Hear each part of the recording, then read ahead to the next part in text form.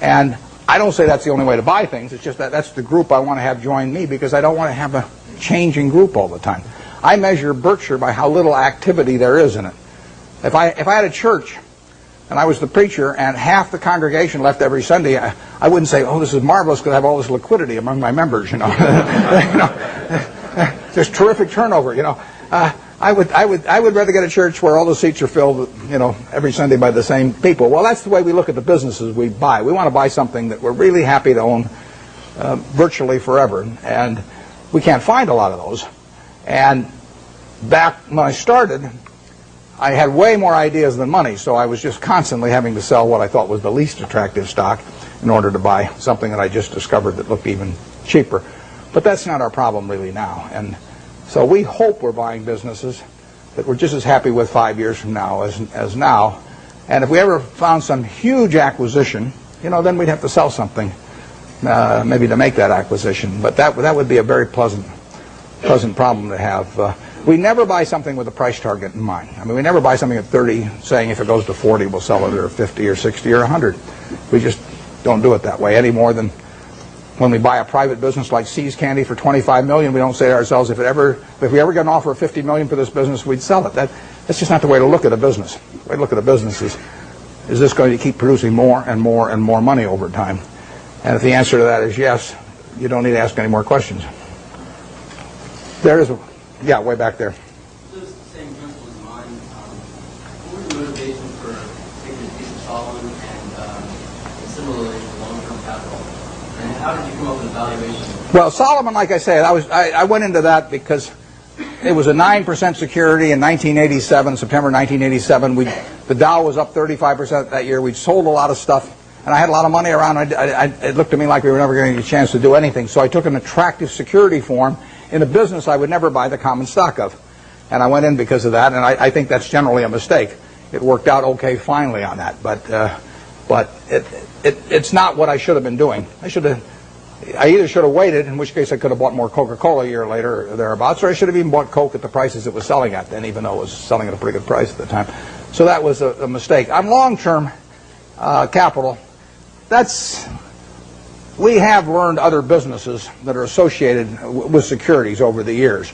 And, I mean, one of them is arbitrage. I've done arbitrage for 45 years, and Graham did it for probably 30 years before that. And that's a business, unfortunately, I have to be near a phone for, and I have to really run out of the office myself, because it requires being more sort of market attuned. And I don't want to do that anymore. So unless a really big arbitrage situation came along that I understood, I won't be doing much of that. But I've probably been in 300 arbitrage situations at least in my life, maybe more. And it was a good business, perfectly good business. Long-term capital has a bunch of positions. They got tons of positions, but the top 10 are probably 90% of the money that's at risk. And I know something about those 10 positions. I don't know everything about them by a long shot, but I know enough where I would feel okay at a big discount going in, and we would have the staying power to hold it out. We might lose money on something like that, but the odds are with us. That's a game that I understand. There's a few other positions we have that aren't that big because they can't get that big, but they could involve yield curve relationships or on the run, off the run governments or things like that are just things you learn over time if you're around securities markets. They're not the base of our business. Probably on average, they've accounted for a half a percentage point of our return a year, or 3/4 of a percentage point a year of our return. They're little pluses that you get for actually having just been around a long time and learning a little bit about it. The first arbitrage, not the first arbitrage I did, but one of the first arbitrages I did, involved a company where they were offering cocoa beans in exchange for their stock. That was in 1955. And I bought the stock, turned in the stock, got warehouse certificates for cocoa beans, and they happened to be a different type. They were trading in the New York Cocoa Exchange, but there was a basis differential in my favor, and I sold them. I mean, that's just something that I was around at the time, so I learned about. Hasn't been a cocoa bean deal since. 40-odd years. I've been waiting for another cocoa bean deal. I haven't seen it, but it's there in my memory if it ever comes along. And that long-term capital is that on a big scale. Yep.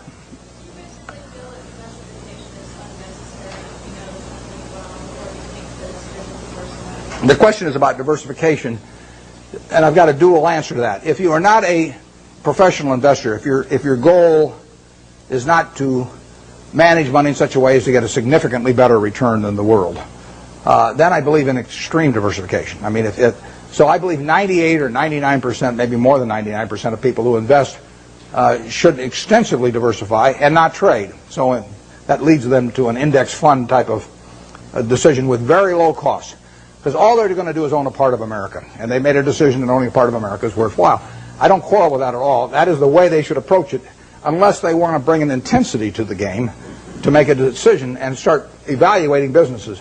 But once you're in the business of evaluating businesses and you decide that you're going to bring the effort and intensity and time involved to get that job done, then I think that diversification is a terrible mistake to any degree. And I got asked that question when I was at SunTrust the other day. And if you really know businesses, you probably shouldn't own more than 6 of them. I mean, if you can identify 6 wonderful businesses, that is all the diversification you need. And you're going to make a lot of money. And I will guarantee you that going into a 7th one is going to, rather than putting more money in your first one, it's got to be a terrible mistake. Very few people have gotten rich on their 7th best idea. But a lot of people have gotten rich on their best idea. So I would say that for anybody working with normal capital who really knows the businesses they've gone into, a 6 is plenty. And I'd probably have half of it in what I liked best. I don't diversify personally. I mean, and all the people I know that have done well, with the exception of, well, we mentioned Walter Schloss here earlier. Walter diversifies a lot. He owns a little of everything. I call him Noah. He's got 2 of everything.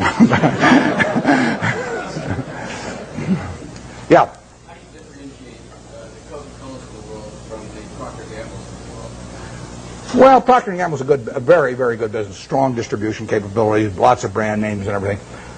But if you ask me, if I'm going to go away for 20 years, to put all my family's net worth in one business, would I rather have Procter & Gamble or Coke? Actually, Procter & Gamble's a little more, it'd be more diversified among product line, but I would feel sure of Coke than Procter & Gamble. I wouldn't be unhappy if somebody told me I had to own Procter & Gamble during that 20-year period. I mean, that would be in my top 5% because they are not going to get killed. But I would feel better about the unit growth and the pricing power of a Coke over 20 or 30 years than I would about a Procter & Gamble. Right now, the pricing power might be tough, but you think of a billion servings a day, an extra penny, $10 million a day, We own 8% of it. That's $800,000 a day for Berkshire Hathaway. You get another penny out of the stuff. Doesn't seem impossible, does it? I mean, it's worth another penny. It doesn't. Right now, it'd be a mistake to try and get it in most markets. But over time, Coke will make more per serving than it does now. 20 years from now, I'll guarantee it'll make more per serving. They'll be selling a whole lot more servings. I don't know how many. I don't know how much more, but I know that. P&G's main products, I don't think they have the kind of dominance. And they don't have the kind of unit growth, but they're good businesses. I would not be unhappy if you told me that I had to put my family's net worth in P&G and that was the only stock I could own. I would, I might prefer some other names, but there aren't 100 other names I would prefer. Yeah. On that same model about McDonald's, should we go away for 20 years, come back? McDonald's. The question's about McDonald's and going away for 20 years. McDonald's has got a lot of things going for it, and particularly abroad again. I mean, their position abroad in many countries is stronger relatively than here. It's a tougher business over time. People do not want to eat, exception to the kids when they're giving away Beanie Babies or something, people do not want to eat at McDonald's every day. I mean, if people are drinking Coke today, if they drink 5 of them today, they'll probably drink 5 tomorrow. The fast food business is tougher than that. But if you had to pick one hand to have in the fast food business, which is going to be a huge business worldwide, you'd pick McDonald's. I mean, it has the strongest position. It doesn't win taste tests, with adults. It does very well with children, and it does fine with adults. But it is not like it's a clear winner. And